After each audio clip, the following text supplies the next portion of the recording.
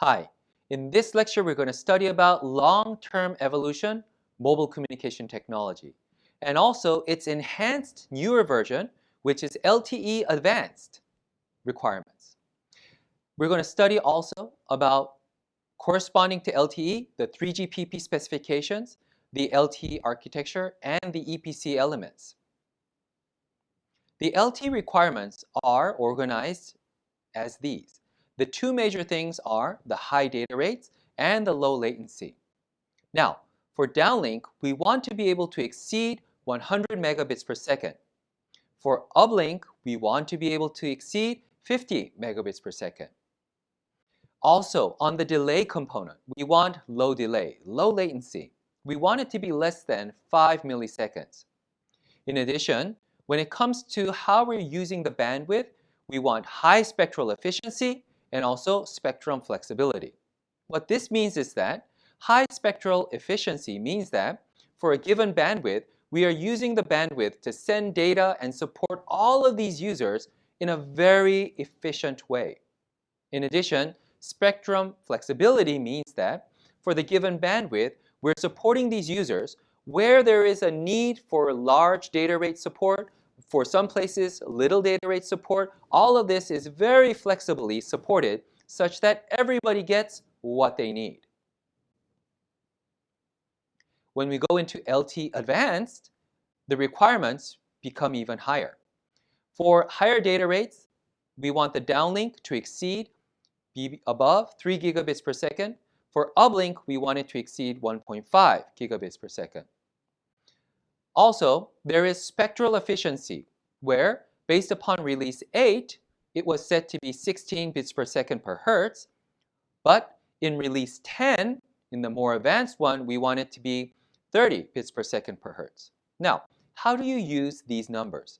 Well, it's used like this. If you're given, let's say, 1 megahertz of bandwidth, then you multiply that 1 mega, which is 1 million, to the number right here. So in other words, in release 10, if you have 1 megahertz of bandwidth, you would multiply 1 million to the 30 bits per second per hertz. Then you would get 30 megabits per second of a data rate for a 1 megahertz bandwidth. That's how you use the spectral efficiency numbers here.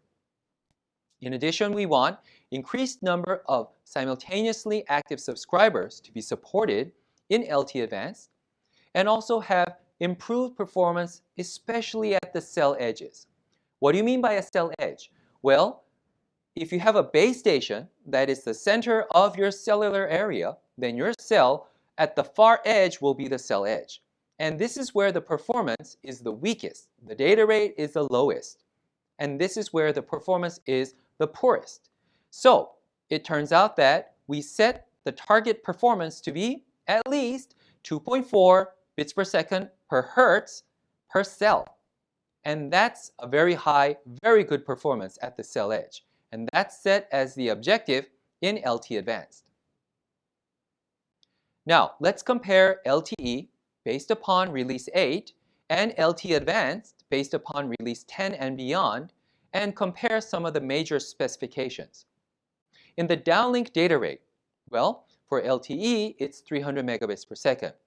For LTE Advanced, it's 3 gigabits per second. For the uplink data rate in LTE, 75 megabits per second. In LTE Advanced, it's much higher, 1.5 gigabits per second. Downlink spectral efficiency, well, in LTE, based upon release 8, is 16 bits per second per hertz. For LTE Advanced, it's 30 bits per second per hertz, much higher. For uplink spectral efficiency, this is, for LTE, it is 4.32 bits per second per hertz. For LTE Advanced, it's 15 bits per second per hertz. And below is shown the bandwidth. Now let's look into the LTE Network Architecture. Now, we have the EPS network is comprised of the EPC and the EU TRAN. Now, the EPC takes overall control of the user equipment, the UE. Now, first, to do this part, we need to understand what the EPS is. The EPS is the Evolved Packet System. It is the entire network that you see over there. It has the EPC part on top, which is the Evolved Packet Core. It's the wired network part on top over there. Then at the bottom is the EUTRAN, which is the Evolved UTRAN, which UTRAN stands for Universal Terrestrial Radio Access Network. It is a part of the network where it contains the base stations and the wireless mobile devices that make connection to those base stations.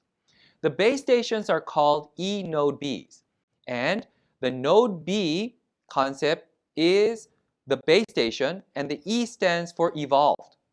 So the E-Node B is a name for a base station in LTE networks.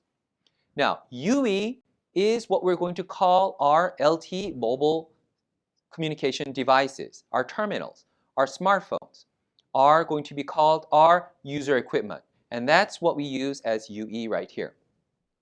Now, EUTRAN controls the radio functions because this is the part of the network that needs to support the UE, the mobile device. In addition, in the network, it includes P-Gateway, which is the Packet Data Network Gateway. This is in control of the IP address allocation for the user equipment. In addition, it serves the role of mobility anchor for non-3GPP handover. What this means is that 3GPP and non-3GPP exist. Well, 3GPP is the standardization group for mobile communications. And non-3GPP based devices are also allowed to use and have access to the EPC network. Now, for this part, what could be some of the non-3GPP devices that need to be supported by mobility anchoring? Well, some of this is what we have on our smart devices, such as Wi-Fi, Bluetooth, are non-3GPP wireless communication technologies. And they get access to the LTE network through the PDN gateway. And if these devices are moving around in the LTE network, then an anchoring point of mobility support is done by the Packet Data Network Gateway, the P-Gateway. In addition, the P-Gateway supports policy enforcement and quality of service enforcement. In addition, packet filtering capabilities.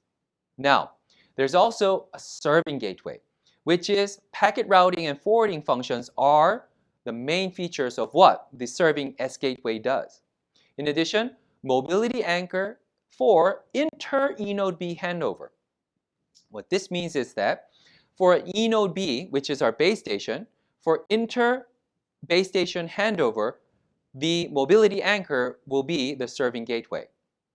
In addition, it will collect information for charging, because this is important because devices that are using the mobile communication LTE network need to be paying their prices. Some other EPC elements are the MME, and this is the Mobility Management Entity. It is supporting the mobility of our smart devices and other LTE devices.